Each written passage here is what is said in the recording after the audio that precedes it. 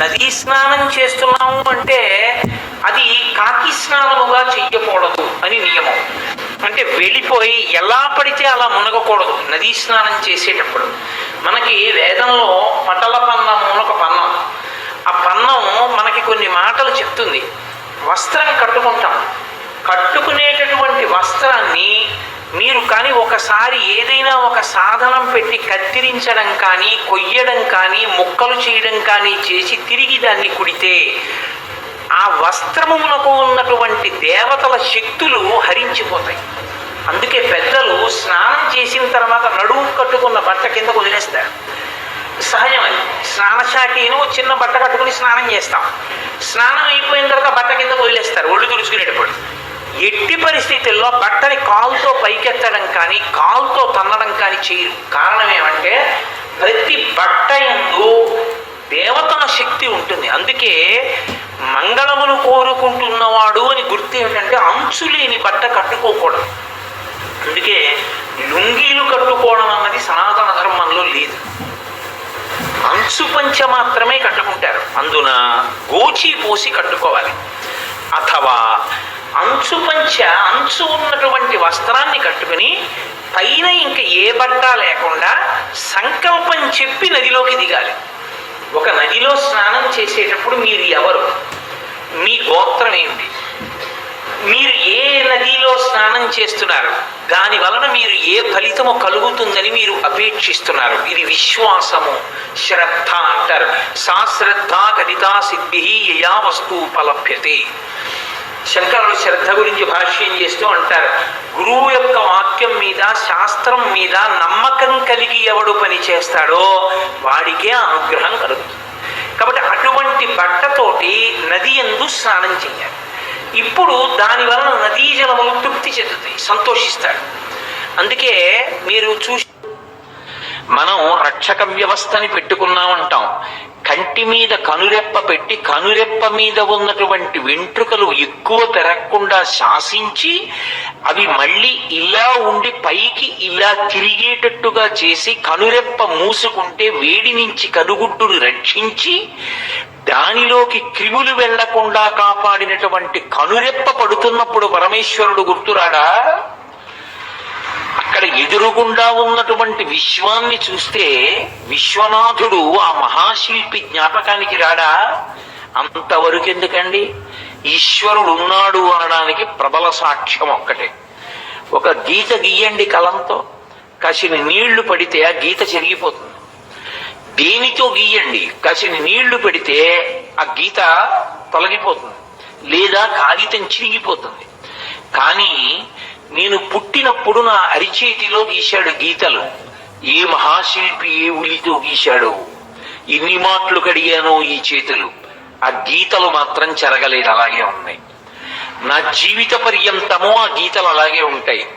ఏ మహాశిల్పి ఏ ఉలితో గీశాడో వాణ్ణి చూడాలి అనిపిస్తే దేవాలయంలోకి వెళ్ళి దర్శనం చెయ్యి అన్నాడు. అది భక్తి. ఇప్పుడు నేను పదార్థాన్ని రుచి కోసం తింటే వాడు లోపల కూర్చుని జీర్ణం చేస్తున్నాడు. అహం వైశ్వానరో భూత్వా ప్రాణినాం దేహమాశ్రిత ప్రాణాపాన సమాయుక్తం పచాన్యన్నం చతుర్విధం. వాడు లోపల కూర్చుని అమాశయ పాకమైపోయినటువంటి అన్నాన్ని జీర్ణం చేస్తున్నాడు. నేను పప్పన్నం, కూరన్నం, పులుసన్నం, చక్కెర పొంగలి, పులిహార, పెరుగన్నం తిని కక్కాననుకోండి, అయ్యో అదేమిటండి ఇంత రుచిగా ఉందని తినేశారు, ఇంకా పదార్థం కూడా లేదు ఇంట్లో, కక్కేశారే, అంత బాగున్నాయి అని తిన్నారు కదా, మళ్ళీ తినేసేయండి అంటే నేను తిన్నదే నాలోంచి పైకి వచ్చింది, మళ్ళీ పుచ్చుకుంటానా? పుచ్చుకోను. కానీ ఈశ్వరుడు రుచి కోసం లోపలికి పంపించిన ఈ పదార్థం అంతా కలిసిపోయి పుల్లటి కంపుతో ఉంటే లోపల కూర్చుని జీర్ణం చేసి తెల్లవారేటప్పటికి శక్తిని నిత్తుటిలోకి పంపి పిప్పిని అధోభాగంలోంచి సంవరణీకండరములు సడలిపోయేటట్టుగా చేసి నీలో పిప్పి పెరిగిపోయింది బయటికి విడిచిపెట్టమని పంపిస్తున్నాడు. ఒకడు లేడా? వాడు లేని నాడు కార్యం ఎలా నడుస్తోంది? నేను ఇప్పుడు సభకు వచ్చాను, కానీ సభకి వచ్చేటప్పటికే ఈ సభలో అందరూ కూర్చోడానికి నేను వచ్చే సమయం వరకు మీ అందరూ సమయాన్ని సద్వినియోగం చేసుకోవడానికి కొన్ని అన్నమాచార్య కీర్తనలు వినేటట్టుగా ఏర్పాటు చేసిన వాడొకడు వెనక ఉన్నాడా లేడా? ఒక కార్యక్రమం ఉంటే ఒకడు ఉంటే దీని కదలికల వెనక, దీని నిర్మాణం వెనక ఒకడు లేడని ఎలా చెప్తావు? ఒకడు ఉన్నాడు, వాడు ఈశ్వరుడు. వాడితో అనుబంధము ఒకనాడు ఉండి ఒకనాటితో తెగిపోయేది కాదు, అది ఎప్పటికీ ఉంటుంది.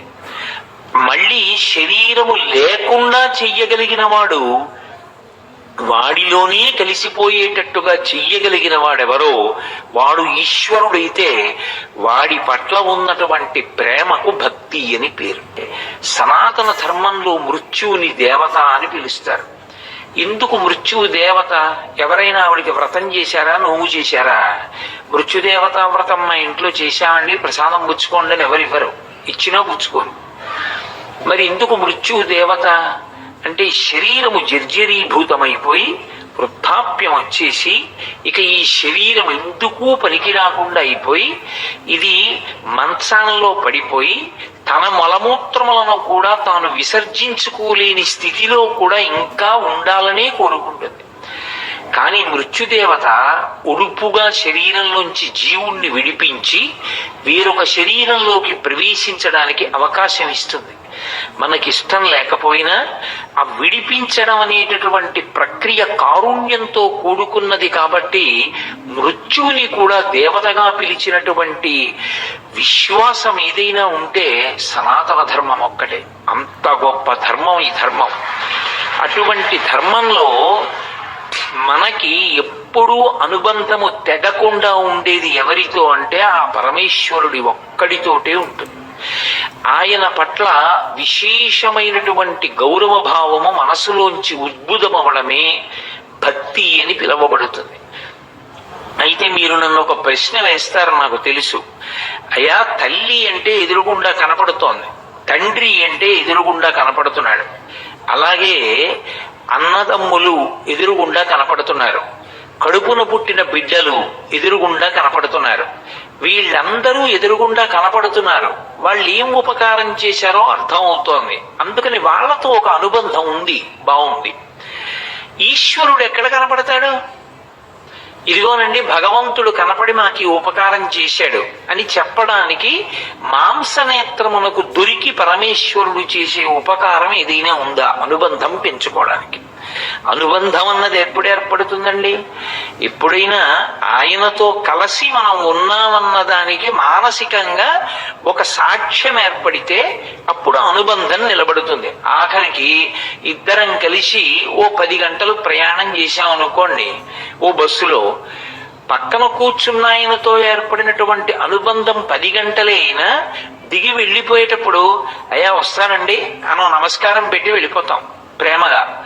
కానీ పరమేశ్వరుడితో అనుబంధం ఏర్పడడానికి, భక్తి ఏర్పడడానికి, అసలు ఆయన ఉన్నాడనడానికి, ఆయన ఉపకారం చేస్తున్నాడు అనడానికి, ఆ అనుబంధం పెంచుకోవడానికి సాక్ష్యం ఎక్కడ దొరుకుతుంది? లోపల సమన్వయం అవ్వాలి కదూ. ప్రశ్న నిజాయితీతో కూడుకున్నదై ఉండాలి, అందులో దాపరికం ఉండకూడదు. దానికి శాస్త్రం ఏమంటుందంటే భగవంతుడు ఉన్నాడు అనడానికి ఉదాహరణ ఎక్కడ దొరుకుతుంది అంటే విశ్వమునందే దొరుకుతుంది. నేను మీకు ఇంకా బాగా అర్థమయ్యేటట్టుగా చెప్పాలి అంటే నేను అలా నడిచి వెళ్ళిపోతున్నాను. అద్భుతమైనటువంటి భవనం ఒకటి కనపడింది. వెంటనే నేను అక్కడ ఆగి నా పక్కన నడుస్తున్నటువంటి ఆయన్ని పిలిచి, అయ్యా మీకు ఈ ఊరు బాగా తెలుసు, ఈ భవనం ఎవరు నిర్మాణం చేశారండి, ఇంత గొప్ప భవనం అంటాను. ఇప్పుడు భవనాన్ని నిర్మాణం చేసిన వాడు భవనం ఎక్కి మెళ్ళో ఓ పెద్ద అట్టొకటి కట్టుకుని నిలబడడం, కానీ భవనం కనపడుతుంది. భవనం కనపడితే భవనాన్ని నిర్మించిన వాడు ఒకడు ఉన్నాడు, వాడు యజమాని. ఒక పువ్వు ఒకటి ఉంది, అది చామంతి పువ్వు అనుకోండి, అది మొగ్గగా ఉంది, చామంతి పువ్వు విచ్చుకుంది.